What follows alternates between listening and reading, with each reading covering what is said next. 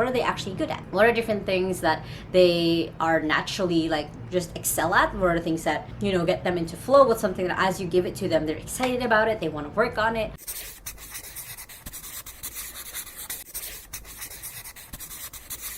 Hey there, welcome back to my YouTube channel. Now, my goal at this video is to walk you through what are different ways that you can help boost your virtual assistant's confidence. Now, if this is your first time on my channel, my name is Lacaba.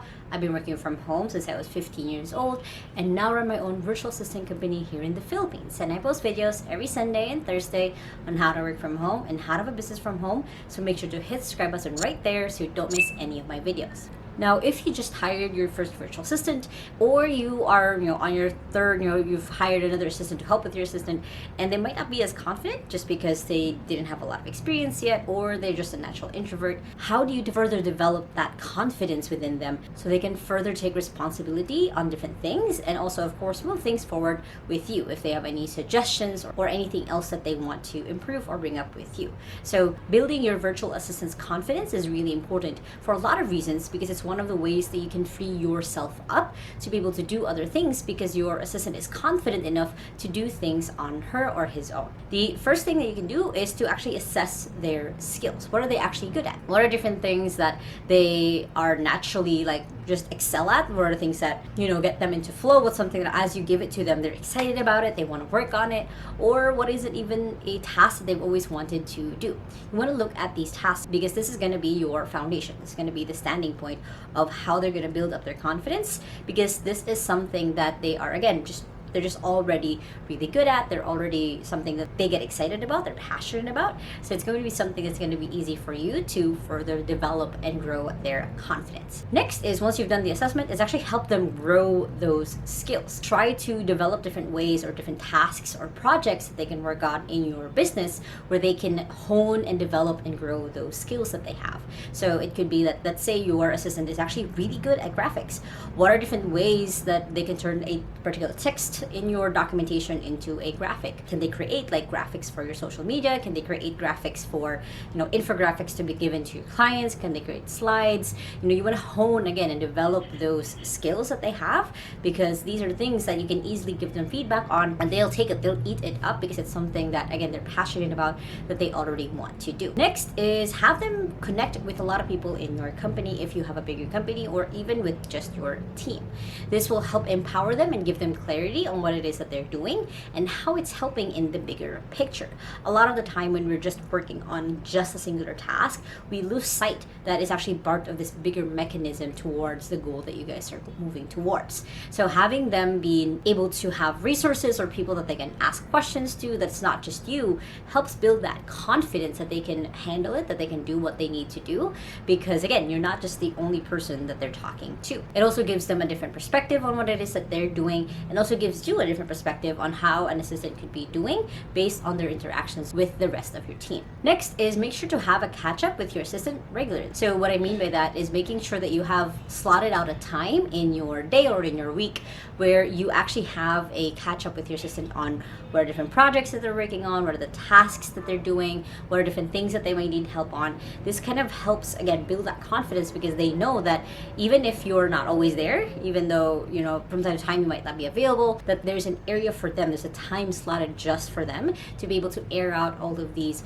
problems that they'll be facing, and of course reiterating that if there is something urgent, that they can just chat you about it. Doing the regular checkups will also help you have a platform where you can give them regular feedback. So this way, again, you are making sure that there's that feedback loop between the two of you, and also making sure that they're working on the right things. One of the most important questions that I've learned from reading a book called Good to Great is to making sure that your person or your people are working on the right things. So there's a phrase where in making sure that people are in the right seat in the right bus. So are they someone who should be the driver? Are they someone who should be the navigator? Are they someone who's just a participant but they help move the bus along? And the bus is even something that could be a whole different division. So you can think of buses as projects or divisions that they should be in. They might be really amazing here, but they're actually in the wrong area in your business. They should be moved in a different way. So doing the regular checkups gives you the opportunity to make sure, again, that they're actually working on the things that help them help your business. Next is one of the things that you'll get from doing the regular checkups is being able to get to know your assistant personally. So getting to know what happens beyond work, what are their priorities, knowing that they are a full person, because sometimes we do forget, especially when we're all working remotely, that they are a full person. They have other priorities. They have their own family as well. They have their partners. They have, they might have a side hustle where they're building their own business. So getting to know them in this way will help you be able to better align them with your business goals. So let's say that one of their own goals or their own priorities in life is being able to build a side business. So then you can kind of correlate what are the tasks that they're doing to them building that business. And yes, eventually you might lose them, but at least you're helping them build their skill set, build their confidence. So then it still aligns with what it is that they want. And later on, if they don't do the business, at least they've already learned the skills to get to that point whenever they're ready. Another main point of building a relationship with your assistant personally is you get to learn what motivates them, what does move them forward. If they are stuck on something, what's a way that you can help them get unstuck? What's a way that they learn? How do they consume information?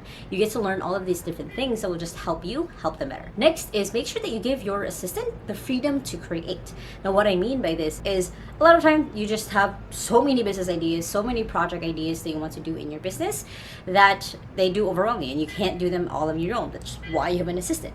So giving your assistant the freedom to create things, to create your projects or to build out your projects is going to be another exercise in building their confidence, because once you give them feedback, oh yeah, you did this amazingly, I love that you added all this, you're also being able to assess how they've grown so far and how much they've built with the skills that they've learned working with you. Next is, and I've said this over and over again, is make sure that you actually acknowledge their wins whenever they do a task really well, and of course having that good back and forth feedback. Now I have a ton of videos on how to effectively give feedback to your assistant, but it's basically keeping in mind that that's how you grow, through feedback. If you keep fixing their problems, if you keep fixing what it is that they're doing, they're not really going to grow. They're going to keep making the same mistakes because you were there to fix it anyway. So make sure that you give them clear feedback on how to do certain things, praise them a lot for the things that they do really right, and always focus on the thing that you want them to work on. So this is something that I've taught a lot of our clients in 2XU, where whenever they give feedback, they focus on what they did wrong and they should be doing this better. They focus on like, hey, I'm looking forward to the next time that you do this task is that you do it this way. So you're pointing out you're refocusing on what they should be doing rather than what they did wrong. Next is to make sure you ask your assistant for ideas on how to do certain things, on new things that they can work on, and even things that you probably should just stop doing. When you do this, when you are able to ask them for ideas, this gets their mind going of like, hey, this person will listen to me, this person will value my opinion. So then they start looking at your business, at what it is that you're doing from that point of view, and be able to start suggesting different things to you, and again, building that confidence. And of course, make sure that you're valuing them as a member of your team, whether this is by giving them bonuses, giving them, taking them out on trips if that's something that you can do, if you guys are like, the same city from time to time, or whether it's just really acknowledging all the work that they've done and how much they've helped you in your business. These are different ways that they can feel that what they're doing actually has an impact in the long run, and that's what a lot of people really want, is just knowing that they are making an impact. So make sure that they feel that value, feel taken care of and thanked for in what it is that they do, because they deserve it. Now, if you guys like this video, make sure to hit the thumbs up button right there and comment below what are different ways that your assistant kicks butt, and have you even given them that feedback. Now, if you still haven't yet, make sure to hit the subscribe button right there so you don't miss any of my videos every Sunday and Thursday on how to work from home and how to have a business from home, which you guys can check out those two playlists right here and the latest video right here. I hope you guys have an awesome day. Remember that small steps matters, and I'll see you in the next video. Bye!